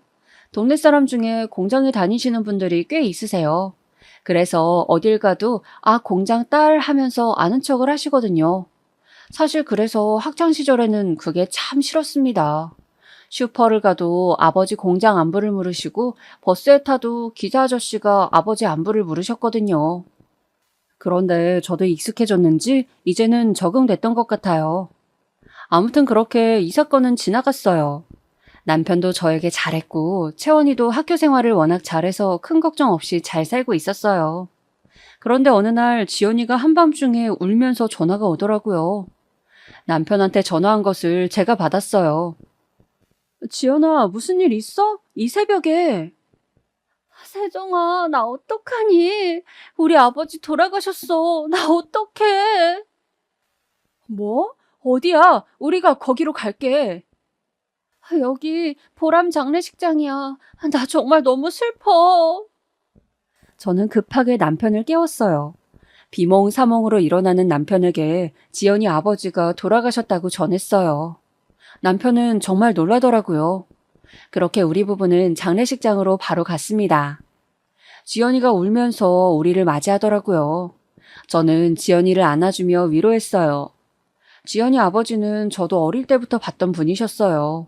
워낙 호탕하신 분이셨는데 자다가 심장마비로 돌아가셨다고 하더라고요. 지연이가 너무 놀란 것 같아서 안심시키려고 노력했던 기억이 나요. 연락을 받은 사람들이 하나둘씩 오기 시작했습니다. 그렇게 저도 장례식장에서 지연이를 많이 도와주었어요. 지연이도 외동이라 도와주는 사람이 많이 없었거든요. 남편이 아무래도 남자니까 많이 나서는 상황이 되어 있었어요. 그런데 제가 약간 기분이 나빴던 것은 남편을 지연이 남편으로 오해하는 사람들이 있었어요. 제가 정말 어이가 없었던 부분은 지연이가 그걸 듣고도 부정을 하지 않더라고요. 이미 오해한 사람이 있는데 굳이 정정하지 않는 모습을 보며 저는 속으로 기분이 나빴습니다. 하지만 장소가 아무래도 장례식장이니까 제 기분을 티내지 않으려고 노력했어요. 지연이는 아버지가 돌아가신 충격이 매우 컸던 것 같아요. 우리 남편에게 많이 기대더라고요. 저는 그걸 보면서 이건 아닌 것 같다 느끼면서 기분이 나빴지만 장례식이 끝나고 얘기해야지 하며 넘겼어요. 지금 와서 생각해보면 절대 그냥 넘기지 말았어야 했어요. 제가 기분이 안 좋아 보이는 것을 눈치챘는지 남편이 저에게 다가왔습니다. 여보, 장례식장이잖아. 설마 오해하는 거야? 내가 뭘? 아니, 너무 표정이 안 좋아 보여서. 기분이 좋진 않지. 남편은 오해하지 말라며 저를 안아주었습니다. 그러면서 미안하다고 사과하길래 그냥 장례식장 사건도 이대로 넘겼어요. 사실 뭐라고 한마디 하고 싶었지만 장소 때문에 어쩔 수 없었어요. 그렇게 지연이 아버님이 돌아가신 후 지연이는 눈에 띄게 우리 남편을 부르기 시작했습니다. 남편도 죽고 아버지도 죽고 자기는 옆에 있는 사람들이 자꾸 떠나간다고 너무 슬프다고 우리 집에 찾아와서 울기도 했어요. 저는 물론 지연이의 상황은 안타까웠습니다. 하지만 너무 자주 저러니까 부담스러운 마음이 들었어요. 그래서 진지하게 이사도 생각하기 시작했어요. 고향이라 대학도 서울에서 나왔지만 굳이 내려왔던 것이었는데 뭔가 살면서 불편한 상황이 계속 생기니까 오히려 내가 여기를 피해야 하나 하는 생각이 들었죠. 그래서 친정엄마한테 얘기를 터놓았습니다. 네가 편한 대로 하렴. 사실 엄마는 지연이가 그렇게 마음에 들지 않아. 사실 친정엄마도 지연이를 그렇게 좋아하진 않으셨어요. 왜냐하면 지연이가 꾸미는 것을 좋아해서 짧은 치마도 자주 입거든요. 저야 뭐 또래니까 괜찮았지만 아무래도 시골 어른들 눈에는 애엄마가 저러고 다니니 뒤에서 말이 많이 나왔나 보더라고요. 그리고 지연이가 성격이 되게 좋아서 여기저기 말도 많이 붙이는 편이에요. 그래서 아는 사람도 많고 어딜 가도 살갑게 얘기를 많이 하는데 그걸 안 좋게 보는 분들이 많았어요. 예전에는 엄마가 저에게 저런 말을 꺼내시면 제가 하지 말라고 했거든요. 지연이는 제 친구잖아요. 그런데 이제는 엄마가 저렇게 지연이 욕을 해도 말리지 않았어요. 그래도 남편은 저만 바라봤기 때문에 의지하며 살고 있었죠. 그런데 이사 생각은 했지만 가지 못했어요. 왜냐면 딱 그때 정말 큰 불행이 저에게 찾아왔거든요. 그건 바로 암이었어요. 어느 날부터 살이 갑자기 막 빠지기 시작하더라고요. 처음에는 요즘 먹는 것도 잘 먹고 괜찮게 지냈는데 왜 이럴까 생각했어요. 물론 지연이가 신경은 쓰였지만 그것과 별개로 제 생활은 매우 잘하고 있었거든요. 보습학원도 제가 원장이니까 스트레스도 심하지 않았어요. 그렇지만 살이 빠져서 기분은 좋더라고요. 그런데 살만 빠지면 괜찮았는데 소화도 잘 되지 않았어요. 그뿐 아니라 쉽게 피곤해졌습니다. 우리 집에서 보습학원까지는 걸어서 25분 정도가 걸려요.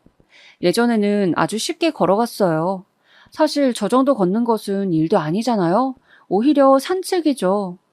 그런데 어느 날부터 걷다가 멈춰서 쉬어야 할 정도로 힘들기 시작했습니다. 소화도 잘 안 되고 머리도 아프더라고요. 심지어 이명까지 있었어요. 제가 상태가 안 좋아서 보습학원도 나가지 못하고 집에만 누워 있으니 엄마가 걱정을 많이 하셨습니다. 그래서 동네 의원을 데려갔는데 처음에는 저보고 스트레스가 심해서 그런 것 같으니 조금만 집에서 쉬면 괜찮아진다고 하더라고요. 저는 그 동네 의원을 제가 어릴 때부터 갔어요. 그래서 의사 선생님이 마치 제 주치의세요. 누구보다 제 건강 상태를 잘 아시는 분이 그렇게 말씀해 주시니 철석같이 믿었죠. 유치원생 때부터 엄마 손을 잡고 그 의원을 다녔던 기억이 생생하거든요. 그래서 보습학원을 한 달간 쉬면서 집에서 가만히 있었어요. 남편도 그때 걱정이 되었는지 출근 전과 퇴근 후엔 제 상태를 많이 살폈어요. 채원이도 제가 걱정이 많이 되었나 봐요. 저한테 엄마 아프면 안 돼 라고 말하는데 너무 미안했어요. 그런데 문제는 제 몸 상태였어요. 아무리 쉬어도 나아지기는커녕 오히려 더 심해지더라고요. 소화가 특히 너무 안 되더라고요. 그래서 이건 보통 일이 아닌 것 같다는 판단을 내렸어요. 친정엄마는 큰 병원에 가보자고 하셨어요.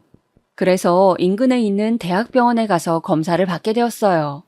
그리고 바로 알게 되었죠. 제가 위암이라는 것을요. 저는 진단을 받고 너무 멍했어요. 이 사실이 현실이 아닌 것 같았어요. 도저히 믿을 수가 없어서 대학병원 의사 선생님께 10번도 넘게 물어봤습니다. 하지만 선생님은 단호하게 말씀하셨어요. 위암입니다. 그래도 아직 말기는 아니에요. 치료하면 나아질 가능성이 있기는 해요.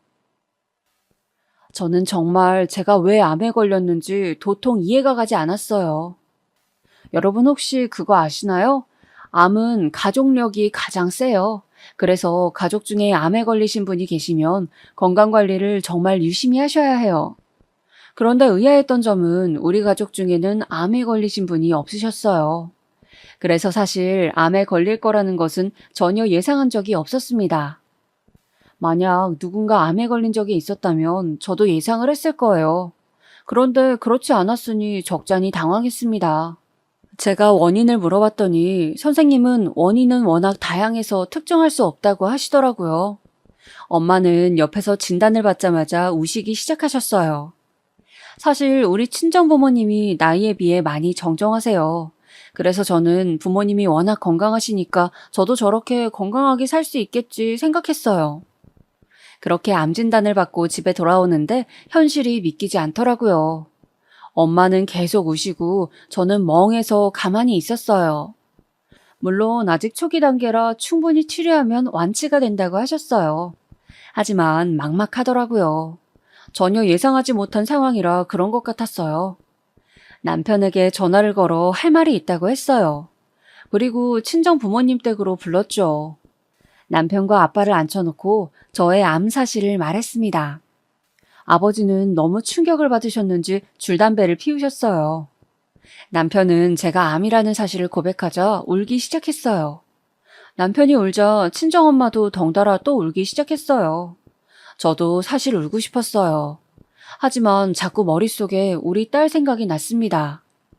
채원이는 이제 겨우 10살이거든요. 채원이한테 아직 못해준 것도 너무 많은데 이대로 세상을 뜰 수는 없었습니다. 그래서 강인하게 말했어요. 나 완치할 거야. 정말 치료도 열심히 받고 운동도 많이 할 거야. 죽는다는 시한부 선고도 아니니까 긍정적으로 생각하자. 제가 저렇게 말하자 부모님도 그제서야 괜찮아지셨어요. 사실 저런 말을 하는 제 마음은 말도 아니었어요. 일부러 저렇게 말하긴 했었지만 어찌나 막막했던지 몰라요. 채원이에게는 어떻게 알려야 할지 고민이 되었습니다. 그래도 사실대로 말하는 것이 가장 좋다고 생각해서 집으로 돌아가서 침착하게 말했어요. 채원이는 예상대로 울기 시작했어요. 엄마 죽어? 엄마 죽으면 나는 어떻게 살아? 저를 끌어안고 엉엉 우는 채원이를 달래며 말했습니다. 엄마 안 죽어. 치료받으면 살 수 있어. 채원아, 괜찮아. 엄마 어디 안 가. 채원이는 그날 우리 부부 침대에서 잤어요. 저를 꼭 끌어안고 죽으면 안 된다고 우는데 정말 가슴이 찢어지더라고요. 채원이를 생각해서라도 씩씩하게 치료받아야겠다고 생각했습니다. 채원이가 잠들고 저는 뜬 눈으로 밤을 지새웠어요. 도저히 잠이 오지 않더라고요. 제 마음을 아는지 남편도 쉽게 잠을 자지 못했어요. 제 손을 부여잡고 남편은 울면서 말했죠. 여보, 치료 잘 받자. 어디 가지 마. 나 정말 여보 못 보내. 걱정하지 마. 내가 아까 채원이한테 말했던 거 기억하지? 나 어디 안 가. 저 때문에 우는 가족들을 보는 심정은 말로 할 수가 없어요. 정말 상실의 아픔은 누구나 겪고 싶지 않은 감정이잖아요. 저도 만약에 남편이나 친정부모님이 암에 걸렸다면 저렇게 행동했을 것 같아요. 채원이가 암에 걸렸다면 저는 살 수 없었겠죠. 그렇게 생각하니 더 치료를 잘 받아야겠다는 마음이 들었습니다. 그리고 친정엄마의 마음도 이해할 수가 있었어요.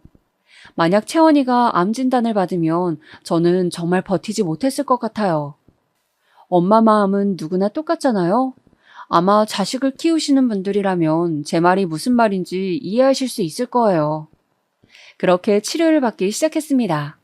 당연히 보습학원은 그만두었어요. 거짓말을 하기는 싫어서 사실대로 제가 암에 걸려서 그만두게 되었다고 했습니다. 그랬더니 예상 밖의 일이 일어났어요.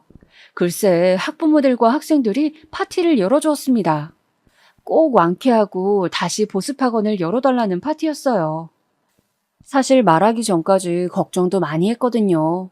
저는 정말 암 진단을 받았을 때보다 전날 더 많이 울었어요. 그리고 다들 저를 많이 걱정해 주시더라고요. 인류애가 이런 것이구나 느꼈습니다. 어떤 어머님은 제가 우니까 달래주시다가 본인도 우시더라고요. 보습학원 마지막 날 파티를 하는데 학생들이 편지도 전해주었어요. 그 편지는 아직도 제가 다 간직하고 있습니다. 저에게 잊지 못할 경험이었어요.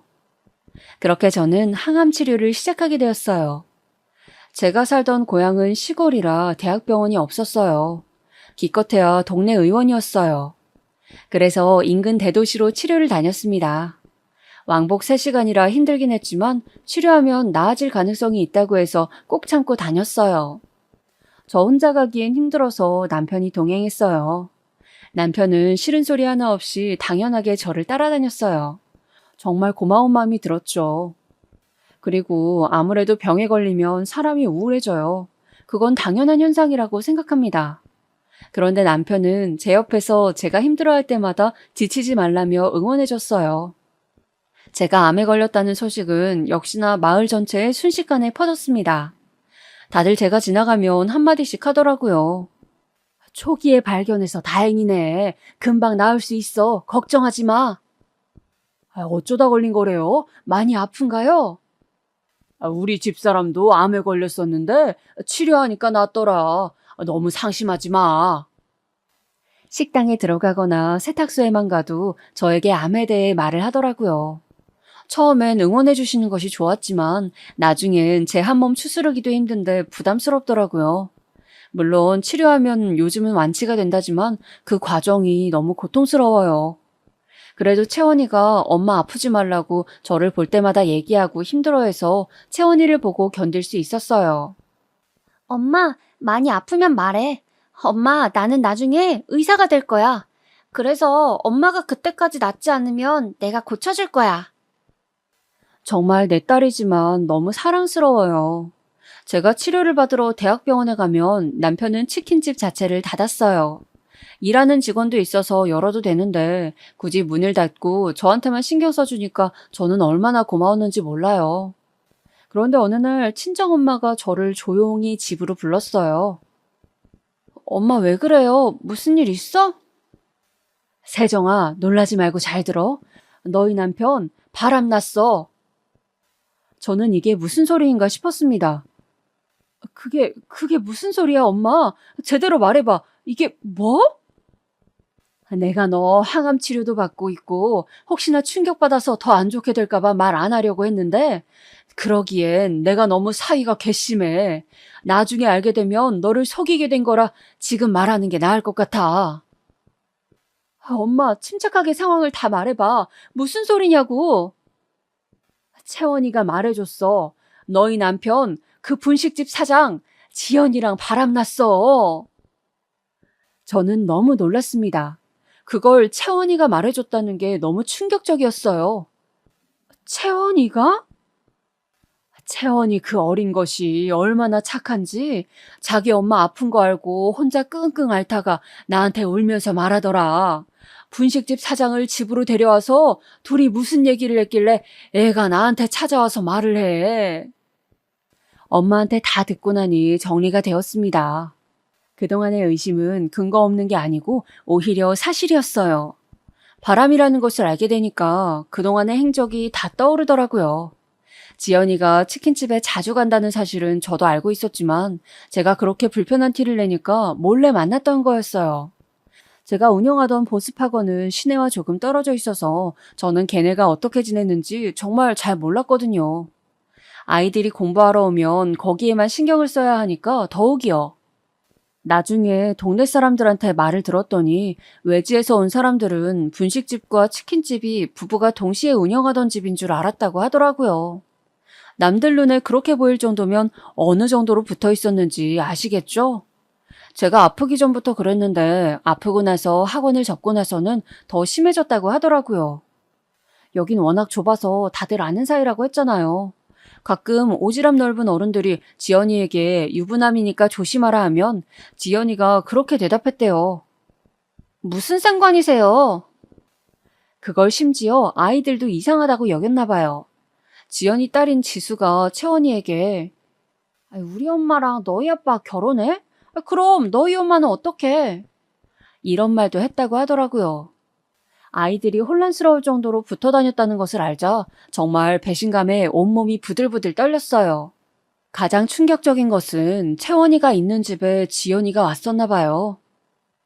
채원이 안녕. 이모가 잠깐 반찬 주러 왔어. 채원이는 그때 마침 태권도 도장에 가야 해서 인사하고 나왔었다고 해요. 그러다 깜빡하고 못 챙긴 게 있어서 다시 집에 들어갔는데 방에서 지연이와 남편이 대화하고 있었던 거죠. 그런데 대화 내용이 정말 충격적이었어요. 보험금 타면 네 차부터 바꿔줄게. 얼마 남지 않은 것 같지? 기다려봐. 정말? 자기야, 나 기대된다. 지금부터 차 고르고 있을래. 가방도 사줄 거지? 당연하지. 원하는 가방 있으면 미리 백화점 가서 골라. 저렇게 방에서 떠들던 소리를 채원이가 방 앞에서 다 들었다고 하더라고요. 채원이는 듣고 혼자 태권도도 가지 않고 길가에서 울었다고 해요. 10살이라서 아예 아무것도 모르는 나이는 아니거든요. 그래서 처음엔 혼자만 알고 있으려고 하다가 외할머니, 그러니까 우리 친정엄마한테 가서 말한 거라고 했어요. 저는 정말 그걸 다른 사람도 아니고 우리 딸이 들었다고 생각하니까 억장이 무너졌어요. 남편과 지연이에 대한 배신감은 말로 이룰 수가 없었어요. 정말 지연이가 괘씸했던 것은 제가 중간에 불편한 티를 내면 장난이라고 저를 긁었잖아요. 그래놓고선 뒤에선 남편하고 제 얘기를 했을 거라는 것을 떠올리니까 너무 충격이었어요. 쟤들은 저를 얼마나 바보처럼 알았겠어요. 그리고 남편에 대한 배신감은 정말 제 인생 자체를 부정당하는 느낌이었습니다. 남편과 저는 소꿉친구였잖아요. 기억도 잘 안 나는 아주 어린 시절부터 함께였어요. 미취학 아동 시절부터 학창 시절 내내 붙어 다녀서 그냥 남편은 제 전부였어요. 저는 남편만큼 저를 이해해주는 사람은 이 세상에 없다고 생각했습니다. 힘든 일이 있으면 남편에게 가장 먼저 말하고 기쁜 일이 있어도 남편에게 가장 먼저 전했어요. 그냥 당연히 제 인생의 한 부분을, 아니 어쩌면 모든 부분을 차지했다고 생각했는데 정말 너무 충격적이더라고요. 제 앞에선 제가 암에 걸렸다니까 손을 부여잡고 울고 또 언제는 밥을 먹다가 혼자 우는 거예요. 제가 너무 당황해서 여보 갑자기 왜 우는 거냐고 물어보니까 남편이 울면서 말했었어요. 이런 평범한 일상이 나중에 가면 그리워질까 봐 그게 무서워. 나는 여보랑 채원이랑 이렇게 평생 행복하게 도란도란 살고 싶었는데. 같이 밥을 먹다 저러니까 저도 너무 당황했지만 말이 너무 슬퍼서 그 말을 듣고 같이 울었어요. 채원이도 당연히 울었고요. 그렇게 셋이 밥을 먹다 울기도 했었는데 그게 다 가식이라는 거잖아요. 배신도 이런 배신이 있을까요? 저는 엄마한테 내 남편이 바람났다는 사실을 듣고 정말 멍했어요. 화를 낼 기운도 없고 그냥 이게 현실이 아니었으면 좋겠다는 생각만 들었어요. 그리고 제 눈으로 직접 확인해야 할 것 같았어요. 다른 사람도 아니고 제 남편이 저를 두고 바람을 피웠다는 사실이 정말 믿기지 않았어요. 물론 채원이가 말한 거니까 틀린 말은 아닐 것이고 저도 몇 번이나 이상하다고 생각했지만 그게 의심으로 남을 때랑 직접 확인하는 것은 완전히 다른 얘기잖아요. 그래서 바로 그 길로 남편 치킨집으로 갔습니다. 여보 무슨 일이야? 오늘 집에서 쉰다며? 저는 그런데 남편이 웃으면서 저를 보니까 눈물이 나오더라고요. 차마 확인받고 싶지 않았던 마음이 커서 그랬던 것 같아요. 만약에 물어봐서 그게 사실이라면 저 웃음조차 거짓이라는 거잖아요. 저는 정말 그래서 그냥 치킨집 한가운데에서 갑자기 울음이 터졌어요. 손님들도 있었지만 그건 신경 쓰이지 않았어요. 그냥 제 감정이 우선이었습니다. 여보 왜 그래? 많이 아파? 지금 병원 갈까? 남편은 달려와서 제 어깨를 감싸며 물었습니다. 그런데 순간 역겨운 마음이 들더라고요.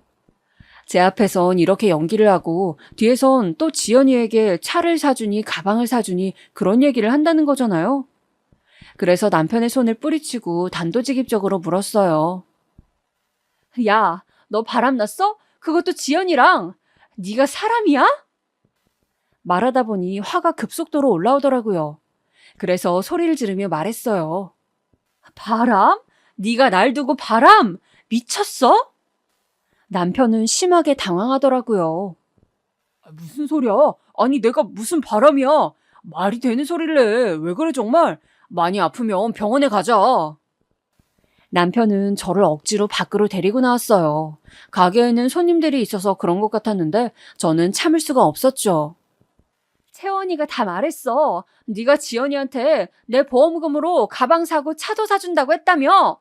야, 네가 인간이야? 남편은 진정하고 집에 가서 얘기하자고 했어요. 길거리에서 사람들이 다 쳐다봤지만 알 바 아니었어요. 친정엄마가 제가 걱정됐는지 따라오셨나 봐요. 옆에 와서 제 남편을 밀치며 울면서 말했어요. 이 인간아, 정말 네가 어떻게 그래?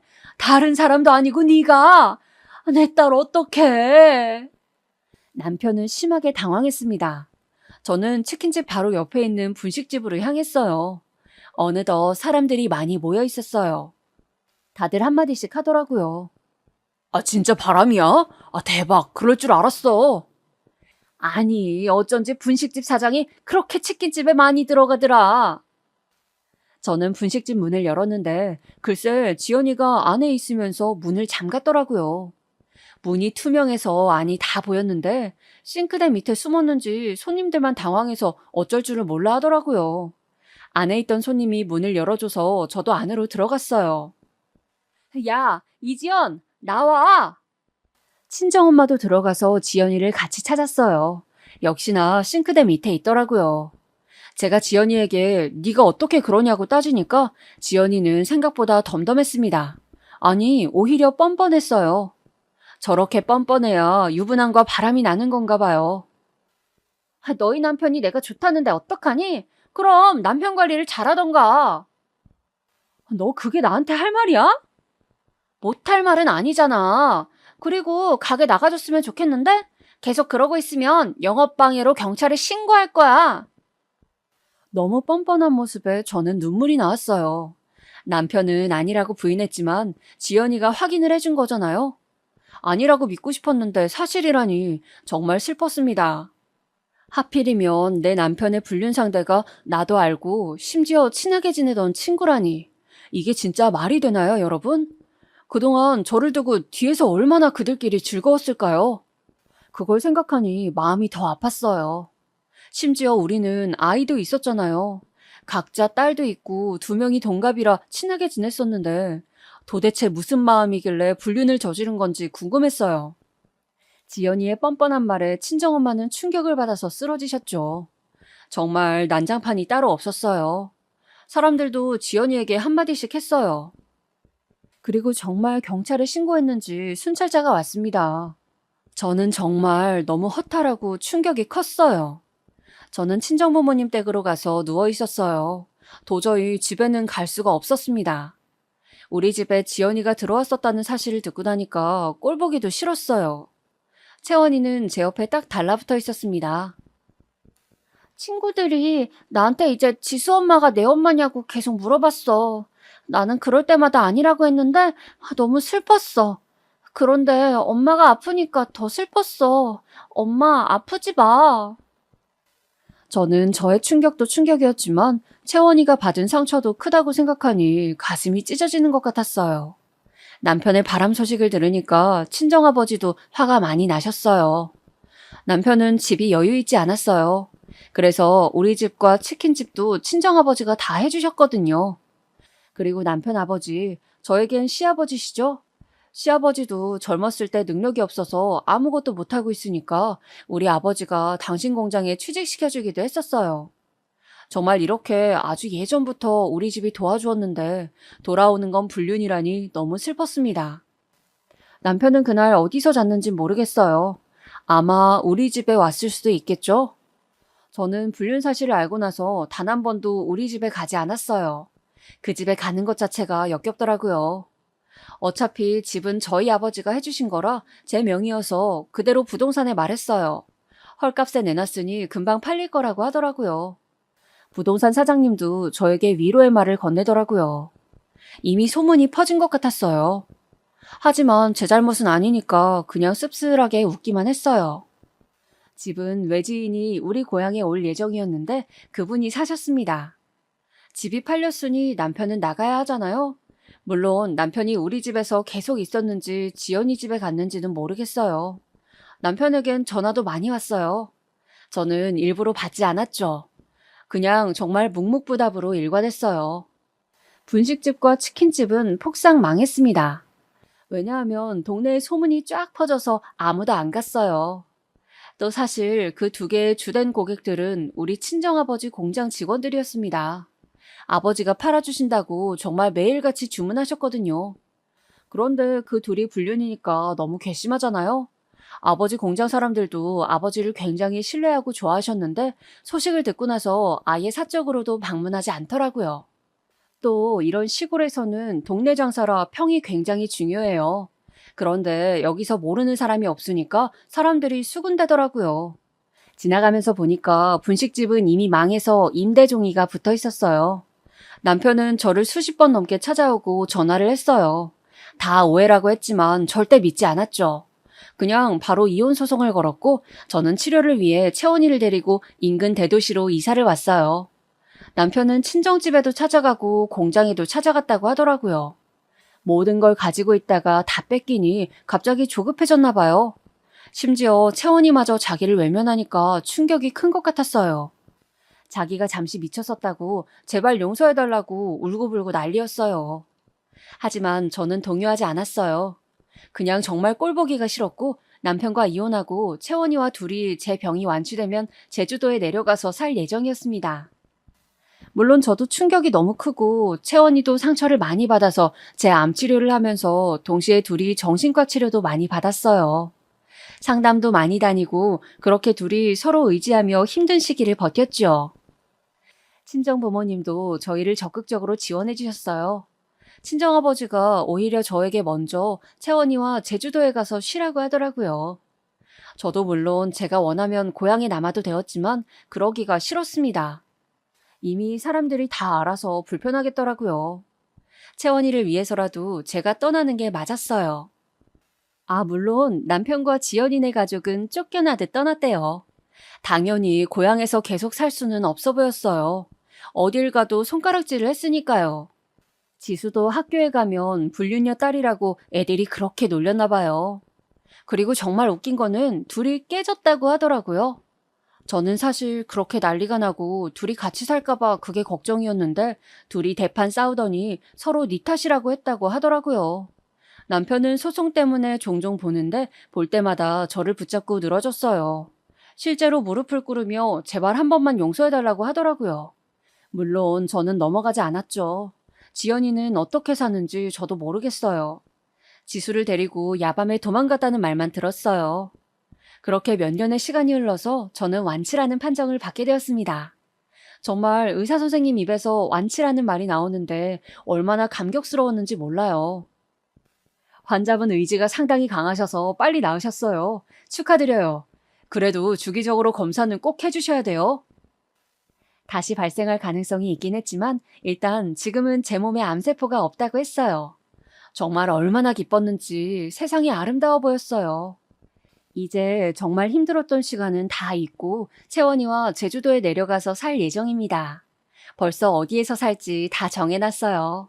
제 바람에 안 되니까 제주도에서 예쁜 바다도 보고 산도 많이 다니고 회복하는 데 집중하려고요.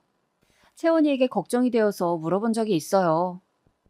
채원아, 아빠 보고 싶으면 말해. 나는 엄마만 있으면 돼. 이제는 정말 둘이 의지하며 잘 살아야겠다는 마음만 들어요. 친정부모님을 보러 고향에 가면 사실 아직 씁쓸한 마음이 들기는 해요. 그래도 제 잘못도 아니고 오히려 고향 사람들이 반갑게 맞아주셔서 좋더라고요.